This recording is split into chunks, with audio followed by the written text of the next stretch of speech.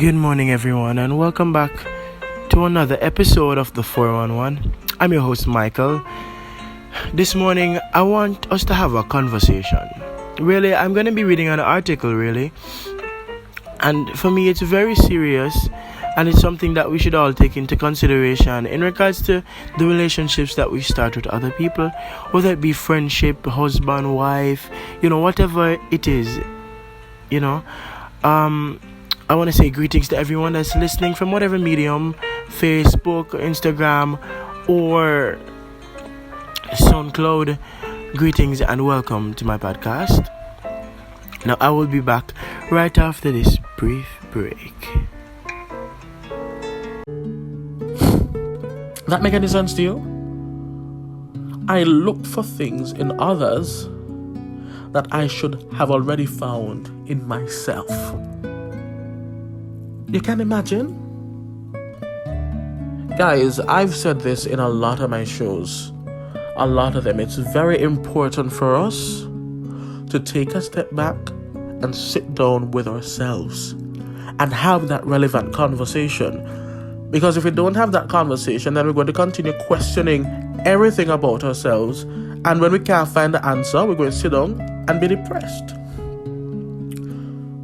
And let me tell you, depression is not an easy thing to work through, You wake up one morning and think everything is dandy, everything is fine. You post a picture on Instagram and you get 1,000 likes for argument's sake. And the dopamine is released and the endorphins and whatever other feel-good drug there is. And you're like, yeah man, me a good as for them, me a hot as nobody can touch me. I am that bitch. Who? I am that bitch. Yeah. And you say this to yourself for one day good. And then when the likes start to slow down, you're like, so why people stop liking the photo? I think it's a cute photo. Why aren't people still liking it? And then you go around and you try to take another picture to top that picture because you have to maintain that attention and you have to keep getting that validation from strangers in more instances than none. Alright, guys, so once again, welcome back to the 411, and we will proceed now with the article. Dear Pastor, I always read your column but never expected I would write to you. My situation is long and confusing, but your straightforward advice will be greatly appreciated, whether it is in my favor or not. I am 25. I met my daughter's father when we were in church, from I was 18. He is now 27. We were in church and everything was okay. I got a job and we started living together in 2011. A lot of people thought we were a married couple. I got pregnant in 2012, and when I was 8 months pregnant, I was home alone spreading the bed. I found a notebook under our bed with a password and emails to websites. I was curious, so I checked them and I found out my partner is gay. Jesus Christ, no, Father God, come visit this. I confronted him and he admitted. However, I did not end the relationship because I was pregnant. He told me he was going to stop. I want to die. Guys, I'm sorry about that. So we continued living together and tried to get past it. In 2014, he got a visa. God, a foreign left, you don't say a trouble today. Trouble today. Yeah, because no, him get a visa. He might travel. I'll be ready to go all I get like. Listen to me. Let me continue. He got a visa and started to travel frequently. When he goes away, he worked and takes very good care of us. He comes home for a couple of months, then goes back to work. He went away twice for 6 months. I waited on him because he has been paying the bills and supporting us. The third time he went away was last November. I was lonely and I begged him to stay, but he did not. I went on a dating site and met someone twice my age. I really liked him. He sent for me and I traveled to him in March. My child's father found out about it. He came home in April. I told him it was nothing serious, but he still did some investigation and found the man's number. He was becoming verbally abusive, so I got the police to move him out of the house. I went back to the man overseas in May. When I came home in June, I had a party for my daughter, which her father attended. After that, he and I rekindled our relationship and agreed to make it work. Listen to me, I don't understand it. I'm not used to it. I don't see the logic of this relationship because all of a sudden we rekindled. Rekindling doesn't happen like this. Is almost like Jada and Will entanglement. Anyways, however, he confessed he had slept with a few women since I left him. He now wants us to go for counseling because we're still in love with each other. What you gonna counsel about? All the nasty things. It's not my turn. I found out that he didn't use condoms with these women.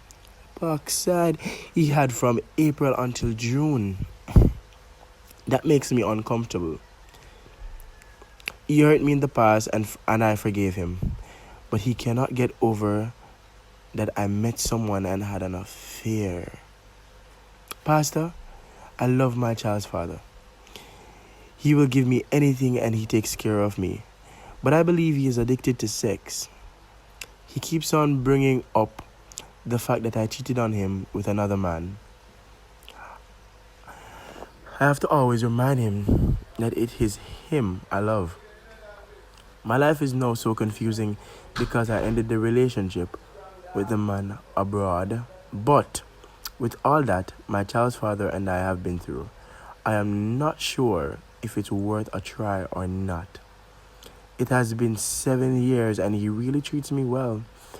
Does this relationship make sense or not? Please give me your advice. No, in all honesty, I'm going to give you my advice. This relationship makes no sort of sense at all. I mean, when it comes to loving yourself and choosing you over anybody else, this is not the department. Obviously, he has other interests. And if a man, if you and a man have decided to listen, talk about something and say, okay, babe, I'm going to change this for you. But still there's another situation. Frankly, I don't believe that he has changed in the first department. But it's not my place to say because I don't genuinely know the situation. But no, man, this is some mix-up and bangang. It's like you really be loving this man's money so much that you are blind to him actually changing. Because there has not been any change. He has slept with women without condoms, and that is not safe for you. Because, like our Jamaican people say, you shit up. You are shit to the up. No. It's just crazy. I don't understand the logic of it at all. You rekindle and then you're not sure. I feel like in the process of the rekindling, it should have been something that you both spoke about and came to an agreement. Listen, okay, we're gonna try this one more time, but you have to be transparent to me. You have to be very open. I have to have access to your phone. Things like, because obviously you cannot trust the man. So things like that, you need to find out. You can't just fling yourself back in a man's bed, so it don't work it and it don't make no sense. You understand? So, it is what it is. And once again, guys, thank you so much for tuning in to the 411 with Michael Evans. It has come to an end.